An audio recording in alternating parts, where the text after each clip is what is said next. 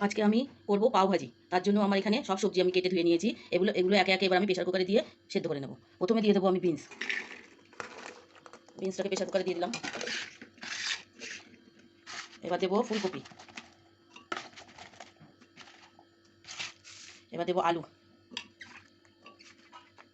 এবার দেবো গাজর। এবার দেবো ক্যাপসিকাম। এবার দেবো টমেটো। দেবো কাঁচা লঙ্কা। দেবো কুচনো পেঁয়াজ। এবার আমি দিয়ে দেবো নুন। নুন দিয়ে কিছুটা জল দিয়ে প্রেসার কুকারে আমি সিদ্ধ করে নেবো সবজিটা। আমি সবজিগুলো সেদ্ধ করে যে নামিয়ে নিয়েছি দেখুন প্রেসার কুকারে। এবার কড়াইতে তেল গরম করতে দিয়ে দিয়েছি। তেল গরম হলে আমি সেদ্ধ সবজিগুলো কড়াইয়ের মধ্যে দিয়ে দেবো। তেল গরম হয়ে গেছে, এবার আমি সবজিটা দেবো।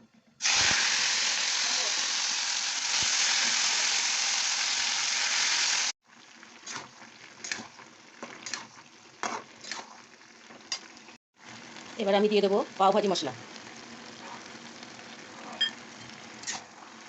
এবার ভালোভাবে নেড়ে জলটাকে শুকিয়ে নামিয়ে নেব।